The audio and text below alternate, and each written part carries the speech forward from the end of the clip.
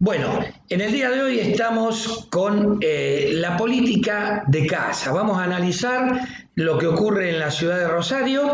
Para eso lo tenemos a un colaborador de nuestra publicación, que es Alberto Cortés. Buenas noches, Alberto. ¿Cómo estás? Buenas noches, Sergio, ¿qué tal? Muy bien. Vamos a analizar un poquito lo que pasa aquí en la ciudad de Rosario.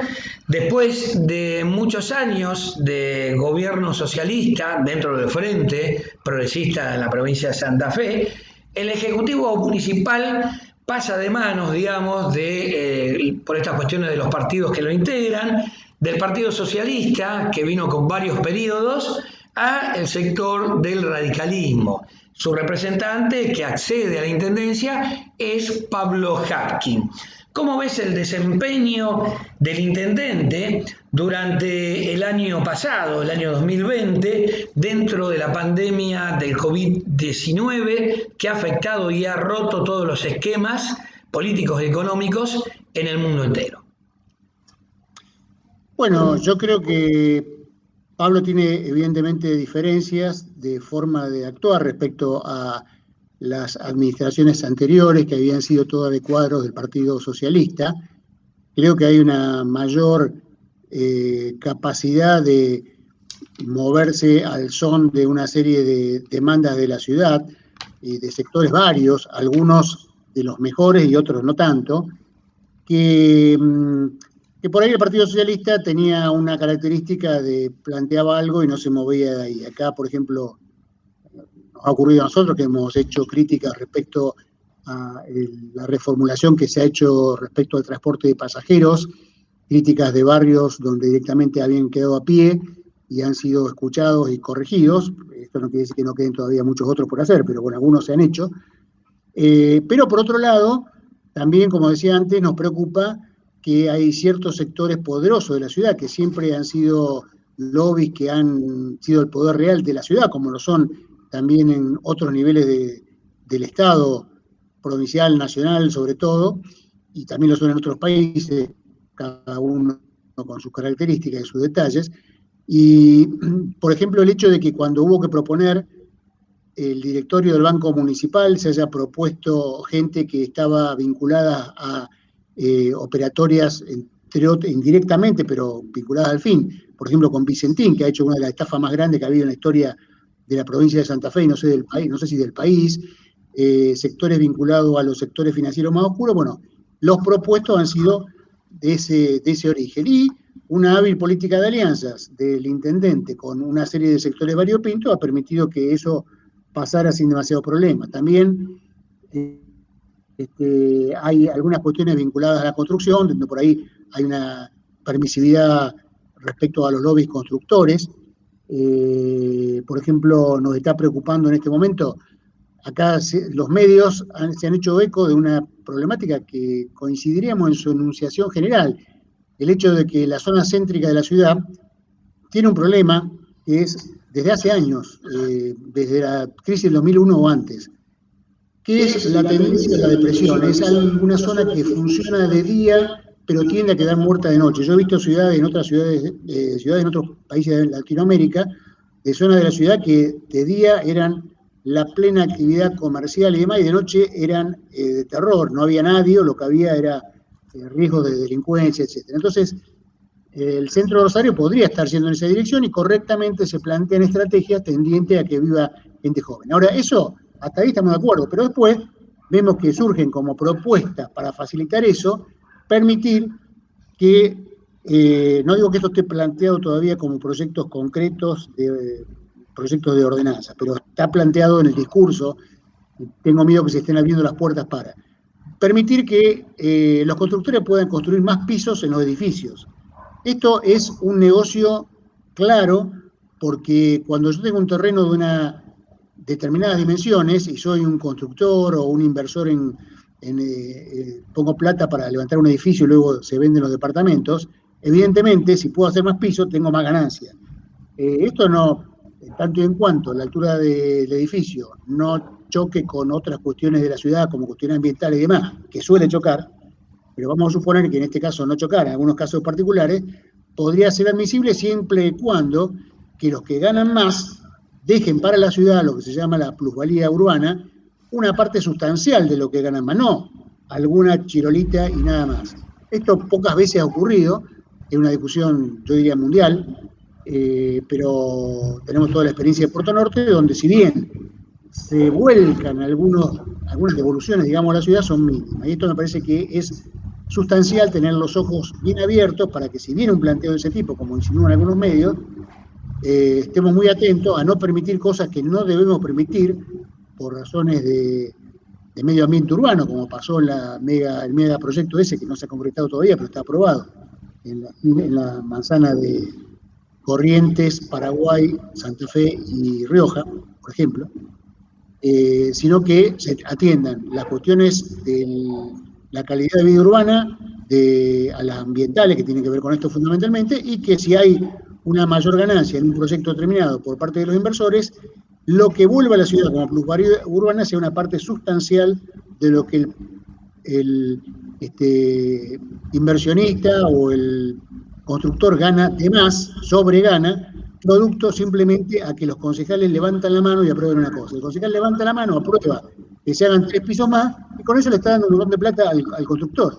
Entonces, eso no puede quedar en manos de un privado, se presta además a todo tipo de corruptelas, sino que tiene que ser la sobreutilidad que haya, si es admisible ambientalmente que haya esa mayor altura, por ejemplo, una parte sustancial de lo que se gana además tiene que quedar en manos de la ciudad para beneficio de la ciudad. Bueno, muy bien. Vos te has desempeñado como concejal de Rosario en 2 periodos. La última fue el año 2013, ahí culmina tu mandato. ¿Qué proyectos han quedado pendientes en los cuales haya trabajado en aquel momento, haya propuesto al Ejecutivo Municipal o que se hayan aprobado y no, por cuestiones presupuestarias, no han podido realizarse? Bueno, no tanto por cuestiones presupuestarias, es decir, por falta de voluntad política.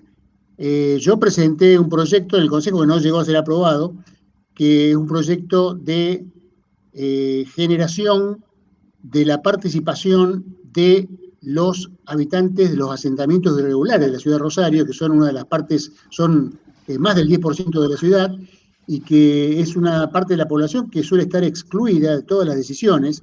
En la época del socialismo veíamos por ahí instancias de participación donde se convocaba, se le preguntaba qué opinaba la Bolsa de Comercio, qué opinaba en una serie de, entre comillas, fuerzas vivas de la ciudad, pero no se le preguntaba a las vecinales, mucho menos a estos sectores que estoy diciendo yo, los más empobrecidos. Yo creo que evidentemente es la zona de la ciudad que requiere una mayor transformación en su calidad de vida y también en su entorno urbano, y eso exige la participación de la gente, que es la que mejor conoce los problemas. Entonces proponíamos que la municipalidad impulsara la elección de delegados, conformando consejos en cada asentamiento regular, y luego digamos, un consejo al conjunto de la ciudad, de manera que allí se pudieran tratar los problemas específicos de esos sectores, que si no quedan simplemente a la buena voluntad de que algún concejal o intendente que benevolentemente les ayude con tal o cual necesidad.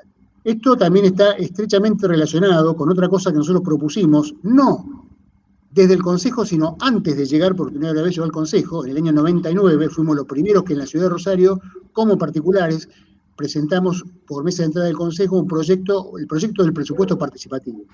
Que luego se hizo, pero con muchas limitaciones, muy recortado, y yo creo que es algo que es necesario profundizar y que, bueno, es una cuestión, digamos, que fue muy retaseada o ninguneada o disfrazada de simulacros de participación durante las gestiones anteriores a Hapkin. Me parece que Hapkin, que fue uno de los que coincidía en este diagnóstico muchas veces, debería poner un gran acento en que esa participación no solo se dé, sino que se profundice mucho más.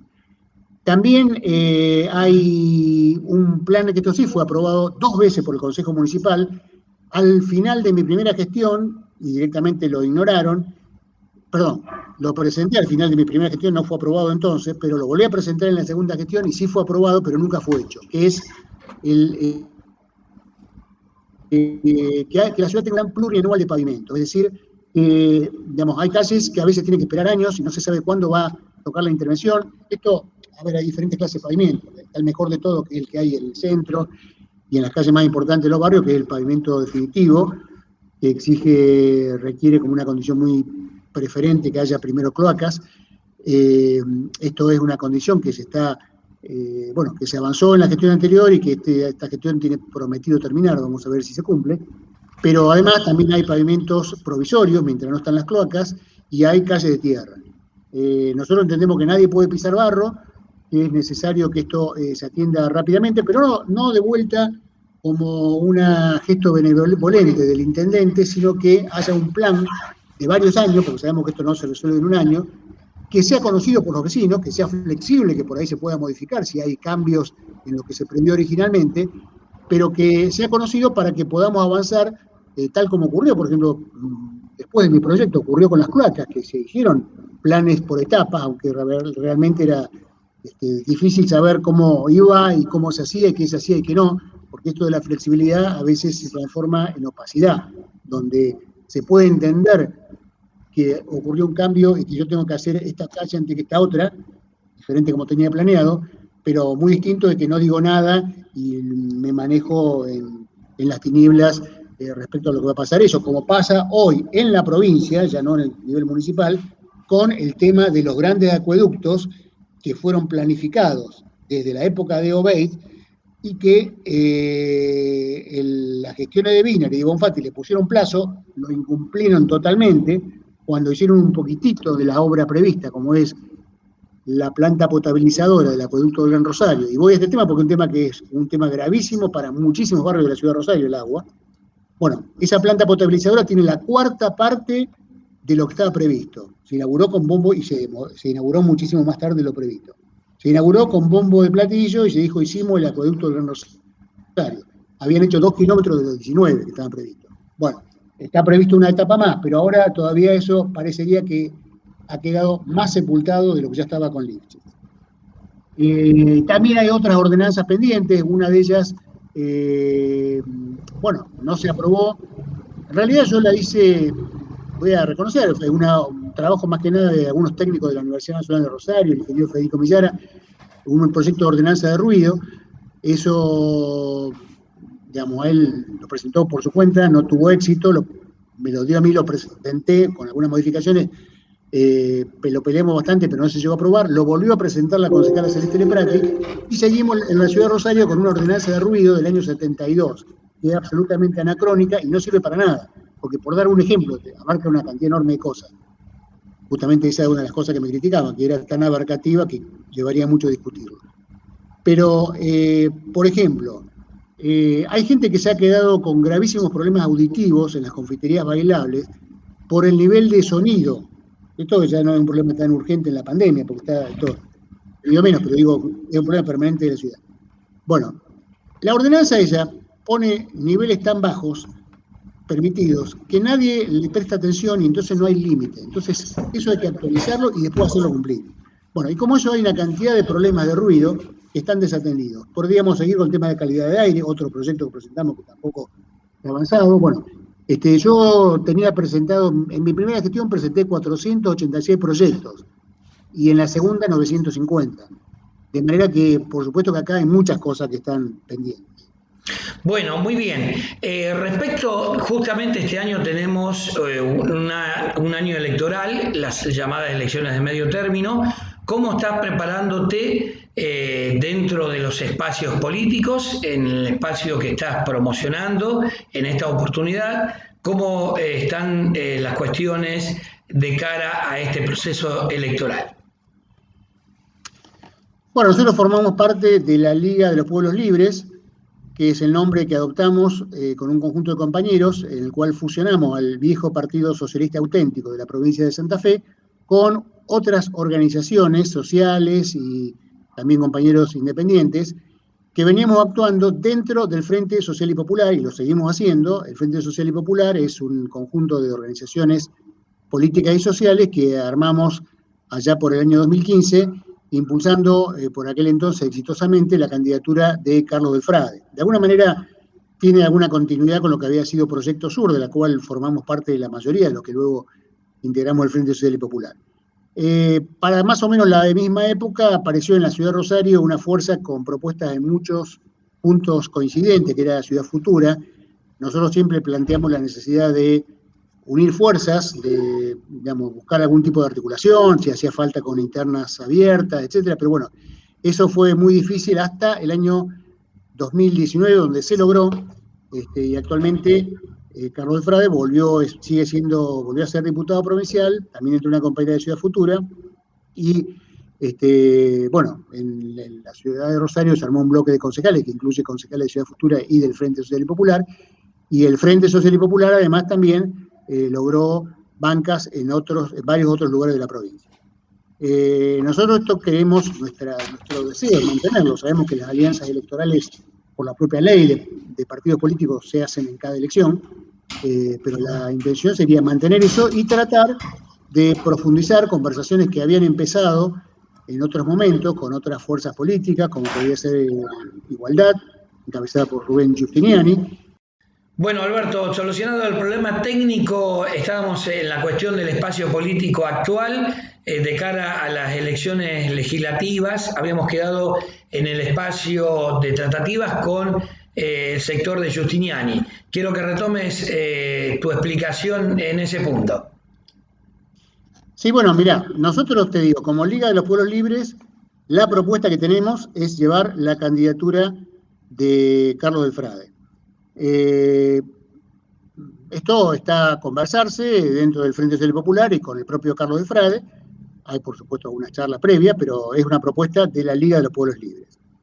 Luego, la propuesta nuestra, también la aspiración, es hacer acuerdo con otros sectores, que son varios, que podrían ser, hipotéticamente, por ejemplo, lo que hemos tenido acuerdo antes, hace 2 años, y podría ser también hipotéticamente sectores como Rubén Giustiniani, como algunos sectores que sabemos que, digamos, están mirando con más atención a este espacio que al ex Frente Progresista del cual formaban parte. Bueno, de manera que eso es una cosa que podríamos decir que el año electoral recién se está abriendo, estamos en medio de una pandemia que obviamente es la prioridad número 1 para todo el mundo, pero bueno, las elecciones van a ser este año, así que en algún momento hay que empezar a barajar todo esto, y lo estamos barajando con estas cartas que te estoy diciendo.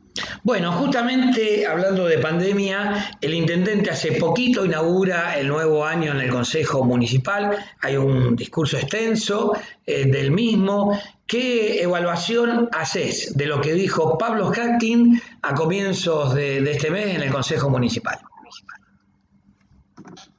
Bueno, hay una radiografía de la ciudad bastante completa, pero a mí me preocupan también algunas cuestiones. O sea, por ahí él focalizó, mejor dicho, el discurso tiene mucho más cosas, pero en los diarios salió básicamente, por ejemplo, el tema de la seguridad. Yo coincido en que la seguridad es un tema muy importante para todos los rosarinos. Esta mañana estaba en una reunión con compañeros de varias organizaciones barriales con los cuales trabajamos, que forman parte de nuestra fuerza política inclusive, y comentaban, por ejemplo, estábamos analizando la situación de los jóvenes que han dejado de estudiar y cómo ayudar a que vuelvan. Y en un barrio, la situación es que el trayecto entre el barrio y la escuela era un trayecto donde a los jóvenes le robaban a veces las zapatillas, los golpeaban, y entonces había algunos que habían hasta dejado la escuela por eso. De manera que, bueno, y por supuesto han pasado cosas muchísimo más graves, mucha gente que ha perdido la vida y demás. Sin embargo, yo creo que hay una visión extremadamente simplista de muchos sectores, y que demagógicamente se hacen también eco de eso dirigentes políticos, lamentablemente, donde la cuestión pasa simplemente por poner más policía. Bueno, yo invito a cualquiera a que durante una semana tome las noticias policiales de los diarios y haga una estadística de cuántos delitos son cometidos por policías en actividad, muchos de ellos, o ex policías en algunos casos, y cuántos delitos son cometidos por médicos, por mecánicos, por albañiles, por desocupados, y van a ver que realmente la actividad policial se lleva casi con seguridad el primer lugar en la cantidad de delincuentes. Entonces, poner más policías, si nosotros primero no nos preocupamos por mejorar la calidad, que comparativamente con otras realidades a nivel mundial, no estamos mal en cantidad, pero lo que estamos mal en calidad.